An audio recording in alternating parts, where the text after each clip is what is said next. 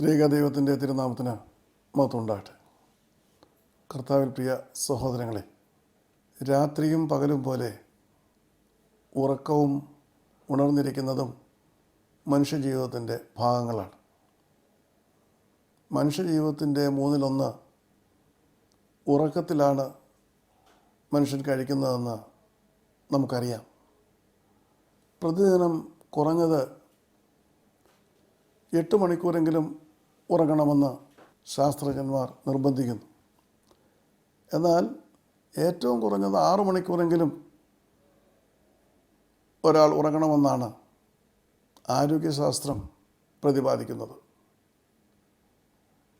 പക്ഷേ ഉറക്കമില്ലായ്മ അനേകരെ അലട്ടുമ്പോൾ കൂടുതൽ അനേകർക്ക് അപകടം സൃഷ്ടിക്കുന്നു.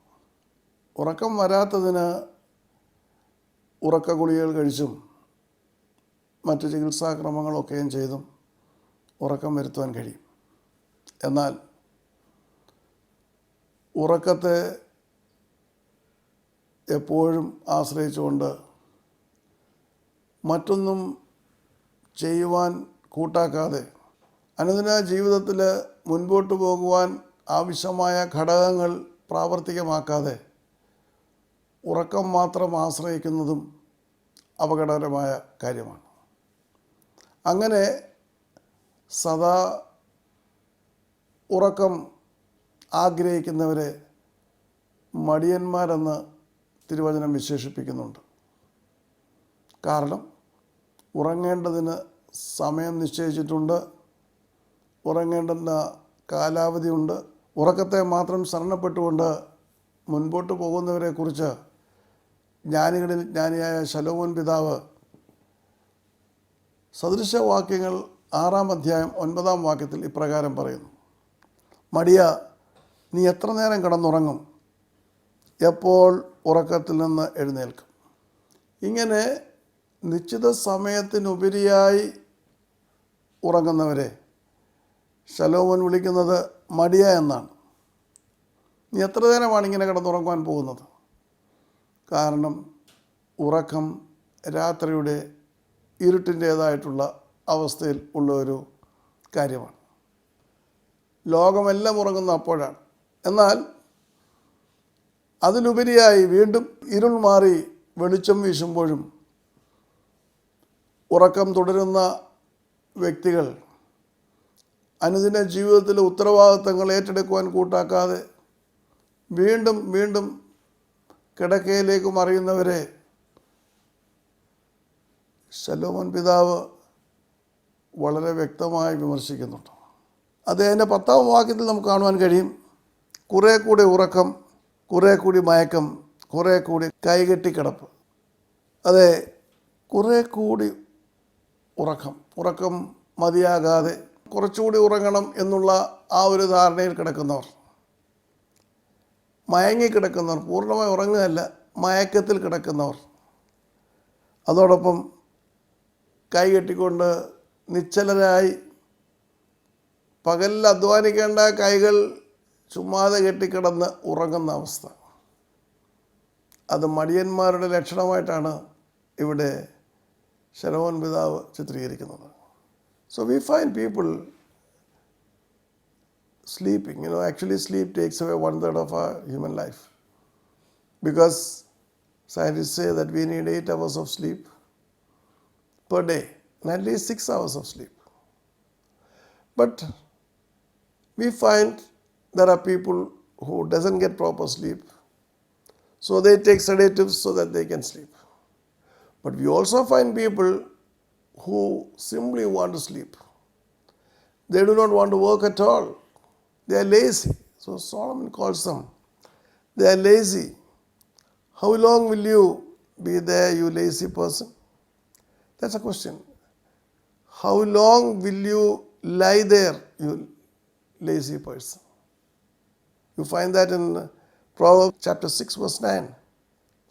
When will you get up from your sleep? That's what Solomon asks. How long will you lie there? And he calls them lazy people who do not wake up early, who are not bothered to work, continuing to sleep in spite of the great responsibilities they have, not caring for them. So, he expects people to wake up at the right time. You see, many a time we find people waking up late. And then when they wake up late, everything about them also gets late. For example, if you get up late, then you don't have time to pray. Because you are in a hurry, you are already late, and you need to make up for the time to reach your office in time, to go to school in time, and also for other activities, you need to find time. So, the first thing is that you will try to gain time by not praying. So, when you wake up late or when you make it a habit to sleep for more than the sleeping time, lying lazily, remember, the first thing that is going to be hampered is your relationship with God. Satan uses sleep as an effective weapon to slow down the people of God. It's true that the human body needs rest. It's weary and weak.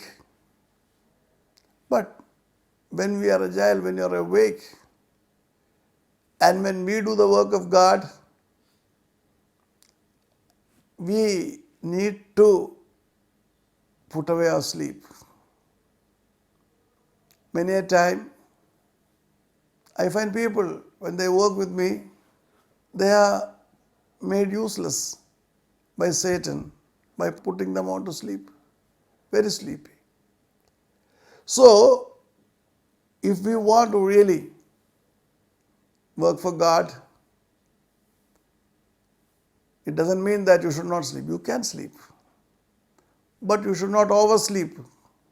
നാം ദൈവത്തിന് വേണ്ടി പ്രവർത്തിക്കാൻ ആഗ്രഹിക്കുമ്പോൾ ഉണർന്നിരുന്ന് പ്രാർത്ഥിക്കുവാനും പ്രവർത്തിക്കുവാനും കഴിയണം. ശരീരത്തിന് ക്ഷീണമുണ്ട്, മറ്റ് പ്രയത്നങ്ങളാൽ ശരീരത്തിന് വിശ്രമം ആവശ്യമുണ്ട്, എല്ലാം ശരിയാണ്. എന്നാൽ നമ്മുടെ ഉറക്കം നമ്മെ വിഴുങ്ങിക്കളയുവാനിടയാകാതെ ശാരീരിക ക്ഷീണത്തിന് പരിധി നിർണയിച്ചുകൊണ്ട് അല്ലെങ്കിൽ അതിന് പരിപൂർണമായ വിശ്രമം നൽകുവാൻ തക്കവണ്ണം ആവശ്യമായ ഉറക്കം അനുവദനീയമാണ്. കർത്താവ് ഗെത്സമനയിൽ തൻ്റെ അവസാന രാത്രി കഴിക്കുമ്പോൾ ശിഷ്യന്മാരോട് പ്രാർത്ഥിക്കുവാൻ കൽപ്പിച്ചു. എന്നാൽ താൻ തിരികെ വന്നപ്പോൾ അവരെല്ലാം ഉറങ്ങുന്നവരായിട്ടാണ് താൻ കാണുന്നത്. ഒരു നാഴിക നേരം പോലും നിങ്ങൾക്ക് എനിക്ക് വേണ്ടി ഉണർന്നിരിക്കുവാൻ കഴിയുന്നില്ല എന്നാണ് കർത്താവ് ചോദിക്കുന്നത്. അപ്പോൾ ഉറക്കമുണ്ട്, നാം ഉറങ്ങണം. എന്നാൽ ഉണർന്നിരിക്കേണ്ട സന്ദർഭങ്ങൾ നമ്മുടെ ജീവിതത്തിലുണ്ടാകും. പ്രാർത്ഥിക്കേണ്ട സന്ദർഭങ്ങളിൽ നാം ഉണർന്നിരുന്നേ മതിയാവുകയുള്ളൂ. അവിടെ ഉറക്കത്തിൻ്റെ 6 മണിക്കൂർ നിയമമോ 8 മണിക്കൂർ നിയമമോ ബാധകമല്ല. അധികാലത്ത് ഉണരേണ്ട സന്ദർഭങ്ങളുണ്ട്. ലോകമുറങ്ങുമ്പോൾ സൂര്യോദയത്തിന് മുൻപ് ഉണർന്ന് ദൈവത്തെ സ്തുതിക്കേണ്ട, ദൈവത്തെ മഹത്വപ്പെടുത്തേണ്ട, ദൈവസന്നിധിയിൽ ഇരിക്കേണ്ട സാഹചര്യങ്ങളുണ്ടാകും. അപ്പോൾ നാം ഉണരുവാൻ തയ്യാറാകണം. കാരണം ഉറക്കത്തിൻ്റെ പരമോന്നതമായ അവസ്ഥയെത്തുന്നത് നന്നായി രാവിലെയാണ്. അപ്പോൾ ഉണരുന്നത് പ്രയാസമുള്ള കാര്യമാണ്. എന്നാൽ ദൈവവുമായുള്ള ബന്ധത്തിന് ഏറ്റവും അനുയോജ്യമായ സമയവും അതാണ്. കാരണം ലോകം ഉറങ്ങുകയാണ്. മറ്റ് യാതൊരു വിധത്തിലുള്ള ശബ്ദങ്ങളോ മറ്റ് മനുഷ്യരുടേതായിട്ടുള്ള സംഭാഷണങ്ങളോ ഉപദ്രവങ്ങളോ ഇടപെടലുകളോ ഒന്നുമില്ലാതെ സ്വതന്ത്രമായി ഇരിപ്പാൻ തക്കതിനുവണ്ണം ദൈവത്തിൻ്റെ സന്നിധിയിൽ സ്വയം സമർപ്പിക്കുവാൻ തക്കവണ്ണം ഏറ്റവും നല്ല സമയം അധികാലത്താണ്. അതോടൊപ്പം തന്നെ ഉറങ്ങുവാൻ ഏറ്റവും പറ്റിയ സമയവും അധികാലത്താണ്. ഇപ്രകാരം ഉറക്കമില്ലാതെ അല്ല, ഉറങ്ങിയിട്ടും അധികാലത്ത് എഴുന്നേറ്റ് പ്രാർത്ഥിക്കുന്ന ഒരു മനുഷ്യനെ 63 സങ്കീർത്തനം 1 വാക്യത്തിൽ കാണുവാൻ കഴിയും. It's not that we should not sleep. We have to make some sacrifices for our sleep, to be with the Lord, to pray to Him. You see, we have to find gaps of time to be with the Lord. And people of God, they do not uphold the principles of sleep because they will awake and they will keep themselves awake in prayer in the times where they are expected to sleep. Early morning, we find everybody sleeping conveniently and comfortably. But we find men of God waking up early in the morning, breaking their sleep to be with the Lord when the world is silent. So, our sleep cycle may be broken, but our relationship with God will be enhanced and established when we cut our sleep and be in His presence. ആത്മീയ യാത്രയിൽ അത്യുന്നതനായ ദൈവവുമായിട്ടുള്ള ബന്ധം സുദൃഢമാക്കുവാൻ നമുക്ക് കഴിയണമെങ്കിൽ ഉറക്കത്തെക്കുറിച്ച് നമുക്കുള്ള ലോകസങ്കല്പങ്ങൾക്ക് അല്പം വ്യതിയാനം വരുത്തേണ്ടിയിരിക്കുന്നു. നാം കർത്താവിൻ്റെ ജീവിതം പരിശോധിക്കുമ്പോൾ അവൻ രാത്രി മുഴുവൻ പ്രാർത്ഥിച്ചതായിട്ട് കാണുവാനായിട്ട് കഴിയും. അവിടെ ഉറക്കത്തിന് സ്ഥാനമില്ല. നേരത്തെ സൂചിപ്പിച്ചതുപോലെ തൻ്റെ ഭൂമിയിലുള്ള അവസാന രാത്രിയിൽ തൻ്റെ ശിഷ്യന്മാരോട് ഉണർന്നിരുന്ന് പ്രാർത്ഥിക്കുവാൻ പറയും. ലോകം ഉറങ്ങുമ്പോൾ ഒരു ദൈവത്തിൻ്റെ പൈതൽ ദൈവത്തിൻ്റെ സന്നിധിയിൽ ഉണർന്നിരുന്ന് പ്രാർത്ഥിക്കുന്നതിന് സ്വർഗത്തിൽ വലിയ പ്രാധാന്യമുണ്ട്. ദൈവത്തിനുള്ള പ്രവർത്തനങ്ങൾക്ക് പലപ്പോഴും ഈ ഉറക്കം വിലങ്ങുതടിയാണ്. അതുകൊണ്ട് സമ്പൂർണ്ണമായിട്ട് ഉറങ്ങരുതെന്നല്ല, പിന്നെയോ ഉറക്കം കൊണ്ട് ദൈവിക പ്രവർത്തനങ്ങൾക്ക് ഭംഗം വരരുത്. It's not that we should sleep, but in our spiritual walk, we have to make sacrifices in our sleep cycle. We find Jesus praying the whole night. So, sleep has no place in His work in this world. Everyday night He may not have kept awake, but we find instances where He was keeping Himself awake in the night. So a child of God should decide to make sacrifices to work for God by making gaps in their sleep cycle.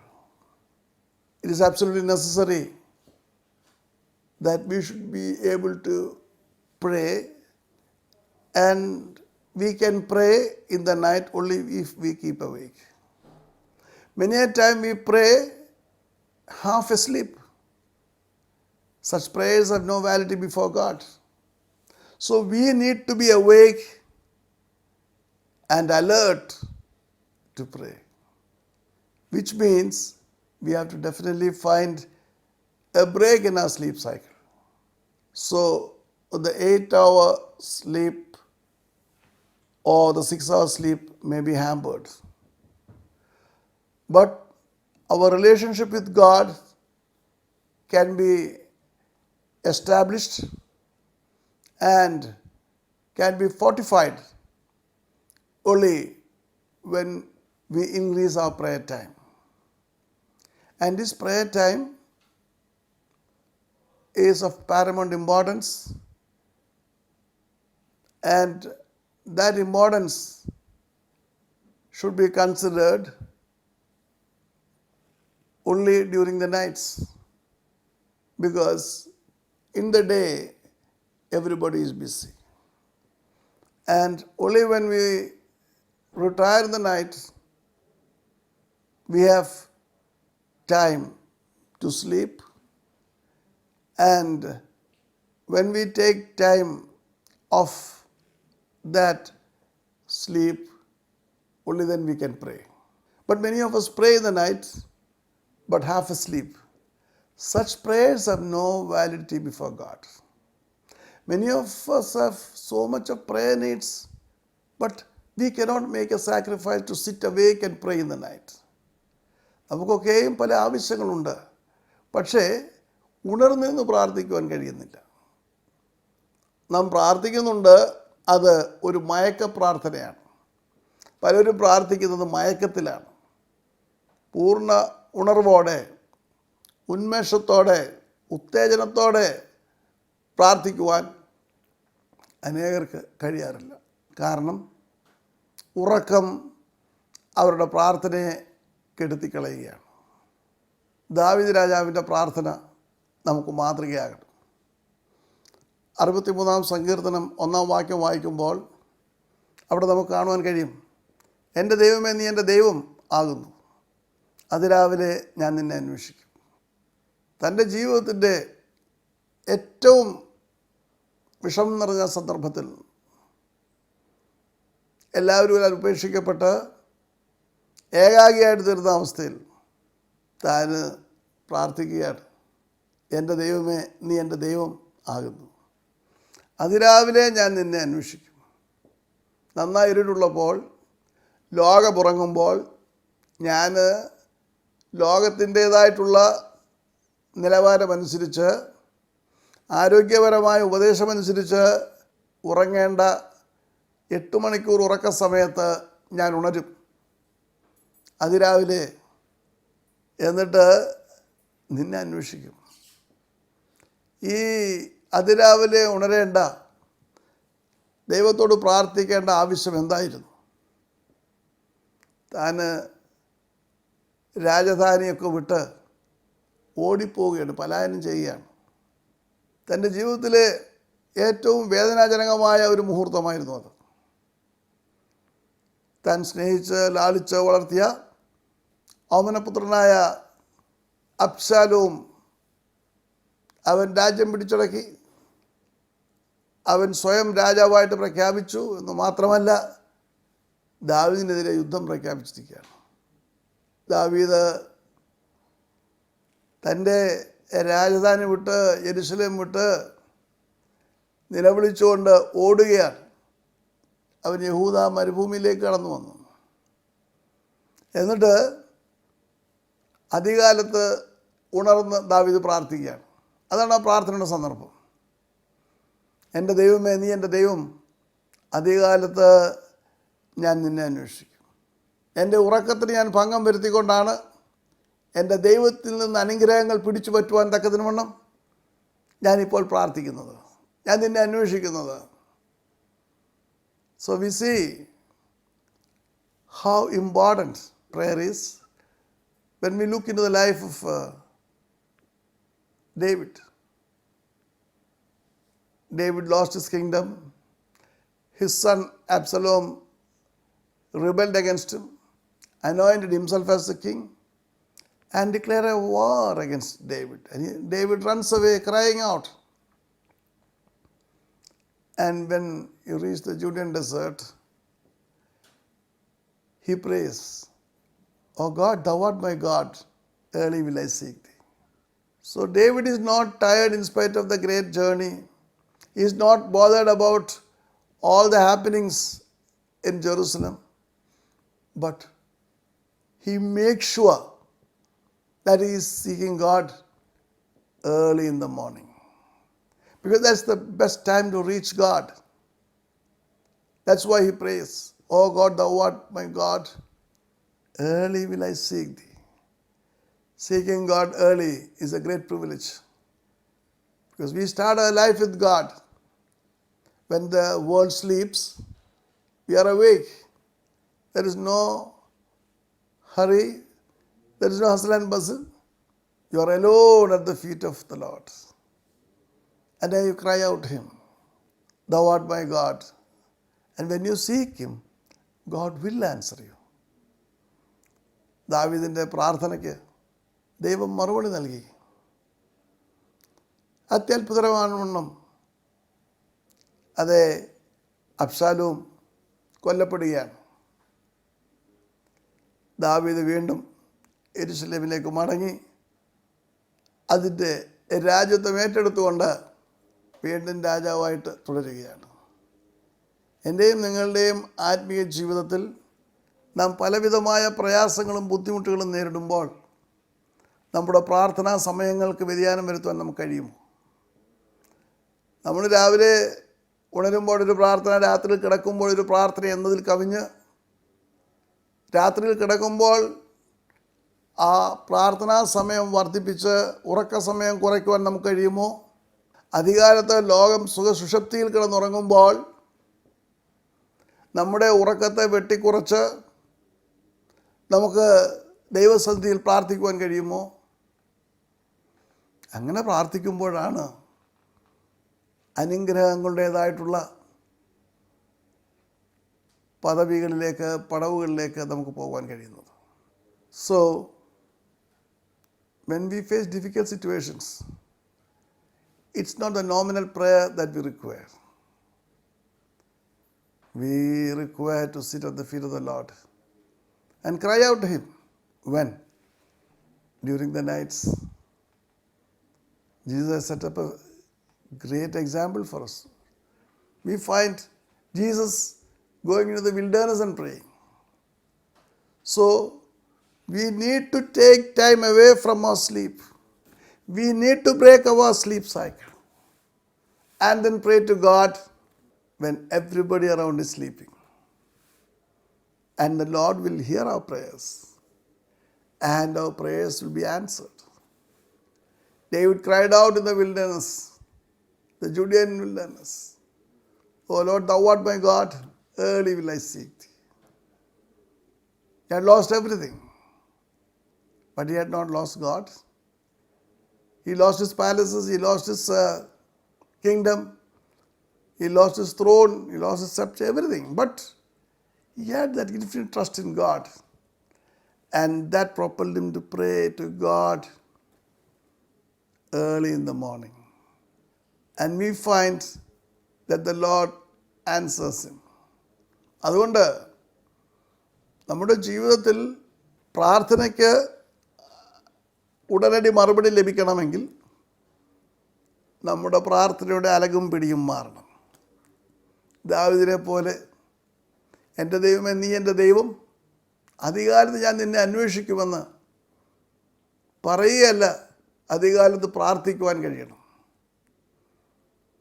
രാത്രിയിൽ പ്രാർത്ഥിക്കുവാൻ കഴിയണം. യേശുവിനെ പോലെ രാത്രി മുഴുവൻ പ്രാർത്ഥിക്കുവാൻ കഴിയണം. യേശുവിനെ പോലെ അധികാരം തുടർന്ന് പ്രാർത്ഥിക്കുവാൻ കഴിയണം.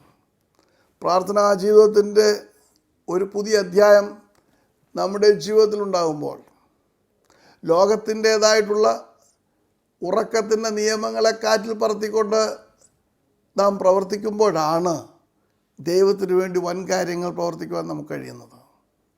അപ്രകാരം നമ്മുടെ ഉറക്കത്തെ മാറ്റിവെച്ചുകൊണ്ട് ദൈവത്തിന് വേണ്ടി പ്രവർത്തിച്ച് അനുഗ്രഹങ്ങൾ പ്രാപിക്കുവാൻ ദൈവത്തിൻ്റെ പരിശുദ്ധാത്മാവ് നമ്മെ സഹായിക്കട്ടെ.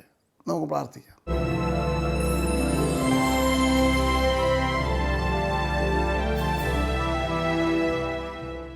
സ്നേഹിതയായ ഞങ്ങളുടെ സ്വർഗ്ഗസ്ഥ പിതാവാം ദൈവമേ, ഞങ്ങളെ സദാ ബാധിക്കുന്ന ഉറക്കത്തിൽ ഞങ്ങളെ രക്ഷിച്ച് അങ്ങേക്കൂടെ പ്രവർത്തിപ്പാൻ തക്കോണം ഞങ്ങളെ സജ്ജരാക്കണമേ.